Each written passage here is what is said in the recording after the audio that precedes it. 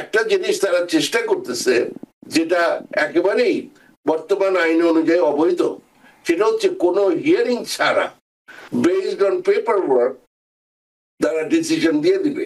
যদি বর্ডারের within a certain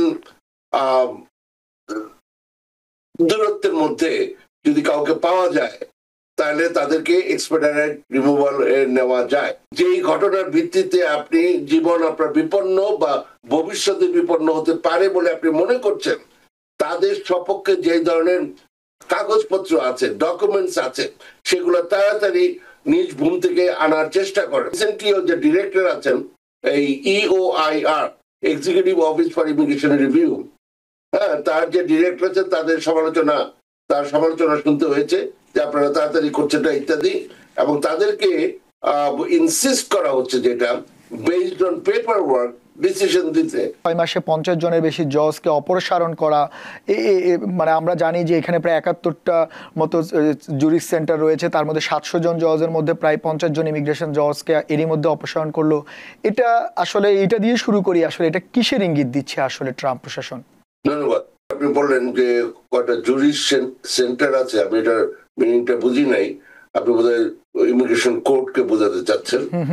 তো যাই হোক, ইমিগ্রেশন কোর্ট এবং জুরিস এখন বেশ কয়েকটা ঘটনার মধ্যে আমি সেকেন্ডটা দিয়ে আমি শুরু করতে চাই, যেটা আপনি বললেন যে একটা দ্বিতীয় বিষয় আছে যে আইস যারা ওই বর্ডারে কাউকে প্রিয়েন্ট করবে, ধরবে, অ্যারেস্ট করবে, তাদেরকে বর্ন হিয়ারিং দেওয়া হবে না, এই জাতীয় কিছু একটা কথা বললেন।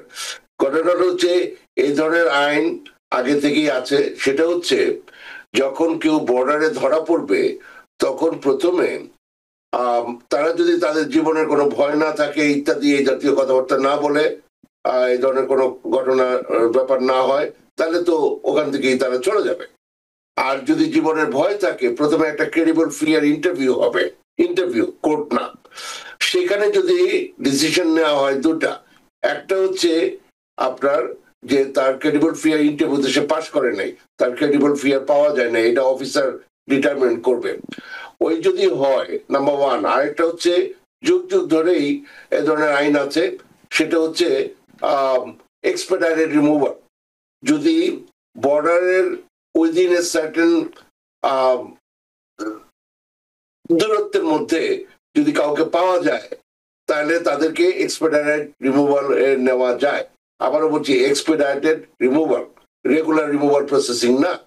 তো ওটা যখন ডিটারমাইন করে এবং ক্রেডিবল ফিয়ার না পাওয়া যায়, তখন তারপরও এটা কোর্টে যায় যে যে এই যে ডিসিশনটা হলো যে ক্রেডিবল ফিয়ার পাওয়া যায় কি না যায়নি, সেটা যাদের কাছে দেওয়া হয় এটা সাম সর্ট অফ আপিল, যে ওই যে সিবিপির যেই বা আইসের যেই যারা অ্যাসাইলাম ইন্টারভিউ নিয়ে some sort of asylum interview, because এটাকে বলে ক্রেডিবল ফিয়ার ইন্টারভিউ, ওটা যখন পাওয়া যাবে না, ওইটা জাজ দেখবেন যে ওটা ঠিক আছে কিনা। তো এটা মোটামুটি প্রায় সব ক্ষেত্রেই আপনার অ্যাফার্মড একটা ঘর আছে, ওইখানে জাজ টিক দিয়ে দেন। তো এইভাবে করে মোটামুটি যারা ক্রেডিবল ফিয়ার ইন্টারভিউতে নেয়, হ্যাঁ, অ্যাসাইলাম অফিসাররা, তারা পার পেয়ে যান এখানেই। তো সুতরাং ওইভাবে করে এই কথাটা বলা হয়েছে, তাদেরকে আর ওই হিয়ারিং এ দেওয়া হবে না। যদি হয়, মানে জাজ যদি অ্যাফার্ম না করে তার ওই ডিসিশনটা রিভার্স করে, তখন বন্ডের প্রশ্ন এটসেট্রা প্রশ্ন। তো কিন্তু যদি তারা একবার ক্রেডিবল ফিয়ার না পায় বা না মনে করে যে তার ক্রেডিবল ফিয়ার আছে, তাহলে আর ওই মানে আর কোনো ভবিষ্যৎ তার সাধারণত থাকে না। তো এই হচ্ছে ঘটনাটা, এটা আগে থেকেই ছিল, এখনো আছে, এবং এগুলো তারা হয়তো আরো বেশি করবে, এই জাতীয় কথাবার্তা, এই ধরনের ব্যাপার হতে পারে, কিন্তু এটা প্রচুর হয়, এটা আগে থেকেই ছিল। দ্বিতীয় আপনার যে কথাটা হচ্ছে যে ইমিগ্রেশন জাজদের ব্যাপারে, হ্যাঁ, বেশ কিছু জাজকে তাদের যে এমপ্লয়মেন্ট টার্মিনেট করা হয়েছে, তাদের ম্যাক্সিমামই হচ্ছে তারাই ছিল কি জানি বলে প্রফেশনাল পিরিয়ডে ছিলেন, তাদের ওটা ফুল টাইম করা হবে না, পার্মানেন্ট করা হবে না, এই জাতীয় একটা ব্যাপার। এটার একটা বিষয় হচ্ছে যে যেটা চেষ্টা করা হচ্ছে যে ফেডারেল এমপ্লয়িজ নাম্বার কমিয়ে আনার জন্য। তো সেটাও রংফুল কিলার, সেটার ব্যাপারে অ্যাপিল হচ্ছে। সুতরাং আরো কিছুদিন লাগবে দেখা যেতে যে অবস্থাটা কি দাঁড়ায়। কিন্তু আরেকটা জিনিস হচ্ছে, তারা বলছে যে ডিপোর্টেশন কেসগুলো তাড়াতাড়ি করতে, তো তাড়াতাড়ি করতে চাবে আবার জাজ কমাবে, দুটা একটু কেমন যেন দেখায়। তো সেটা কতদিন পর্যন্ত পারবে সেটা দেখা যাবে। কারণ একটা জিনিস তারা চেষ্টা করতেছে যেটা একেবারেই বর্তমান আইন অনুযায়ী অবৈধ, সেটা হচ্ছে কোনো হিয়ারিং ছাড়া বেসড অন পেপার ওয়ার্ক তারা ডিসিশন দিয়ে দিবে। ওটা করলে তাইলে এই সময়টা কমে আসার একটা চেষ্টা করা হবে বলে মনে হচ্ছে। তো সেই জিনিসটা হচ্ছে যে অ্যাসাইলাম ইন্টারভিউতে যারা পাস করবে না তাদেরকে নর্মালি বাই দ্য টাইম তারা দেখা যায় তারা ইলিগাল, সবার ক্ষেত্রে না কিন্তু ম্যাক্সিমাম ক্ষেত্রে ইলিগাল হয়, তখন তাদের কেসটা রেফার করা হয় ইমিগ্রেশন কোর্টে। তো সেই কোর্টে যখন এটা রেফার করা হয় তখন দেখা যায় যে বহু সময়ের ব্যাপার হয়। আমার কাছে 2029 সালে নেক্সট হিয়ারিং এ ধরনের কেস আছে। তো বুঝতেই পারছেন কত সময় লাগতে পারে, কারণ এক এক জাজের ডকেট এরকম করে একটা অবস্থা। কারণ অ্যাসাইলাম অফিসারও মোটামুটি পারলেই তাদেরকে না অ্যাপ্রুভ করে কোর্টে ওই যে বাংলা ভাষায় বলে চালান করে দিচ্ছে, এরকম একটা অবস্থা। কেউ দায়িত্ব নিতে চাচ্ছে না, হ্যাঁ, যে কাকে অ্যাপ্রুভ করবে, পরে গিয়ে আবার সুপারভাইজার অ্যাপ্রুভ করবে কিনা বা কন্ডোন করবে কিনা, বা না হলে আবার রিপোর্ট হবে কিনা ইত্যাদি। কেউ ওই লিবারেল যে তকমা এটা আটতে চাচ্ছে না। তো যার ফলে কোর্টে যাচ্ছে। এখন কোর্টে তাদের অবস্থাটা কিছুটা স্বাধীন, যদিও আপনাদের জানা উচিত ইমিগ্রেশন জাজরা হচ্ছে এক্সিকিউটিভ ডিপার্টমেন্ট, মানে যে অঙ্গ আছে সরকারের 3টা অঙ্গের মধ্যে, হ্যাঁ, তার এক্সিকিউটিভের আন্ডারে, হ্যাঁ, তারা আর্টিকেল 3 কোর্ট না এগুলা, হ্যাঁ, যে ইন্ডিপেন্ডেন্ট যে জুডিশিয়ারি আছে তার আন্ডারে না, তারা হচ্ছেন উইদিন ডিপার্টমেন্ট অফ জাস্টিস। তো তাদেরকে ওই অ্যাডমিনিস্ট্রেটিভ যে ডিপার্টমেন্ট আছে এক্সিকিউটিভ ব্রাঞ্চের ওই কথাবার্তা শুনতে হয়।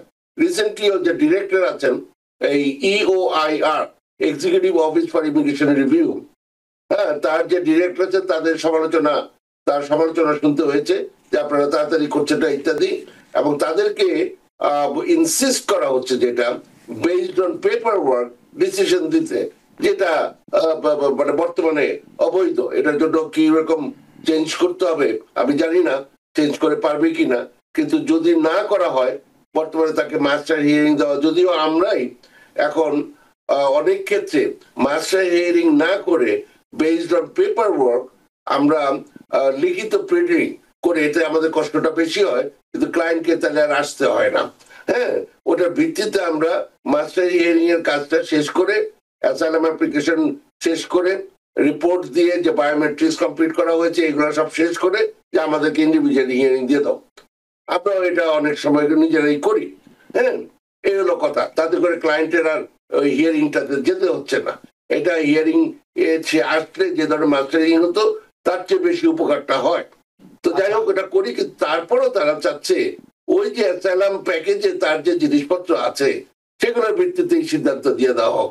ফলে আমি অনুরোধ করব যারা অ্যাসাইলাম সিক করেছেন তারা যতটা পারেন আপনারা তাড়াতাড়ি আপনাদের অ্যাসাইলাম অ্যাপ্লিকেশনের যেই কজ, যে গ্রাউন্ড এবং যেই ঘটনার ভিত্তিতে আপনি জীবন আপনার বিপন্ন বা ভবিষ্যতে বিপন্ন হতে পারে বলে আপনি মনে করছেন, তাদের সপক্ষে যে ধরনের কাগজপত্র আছে, ডকুমেন্টস আছে, সেগুলো তাড়াতাড়ি নিজ ভূম থেকে আনার চেষ্টা করেন।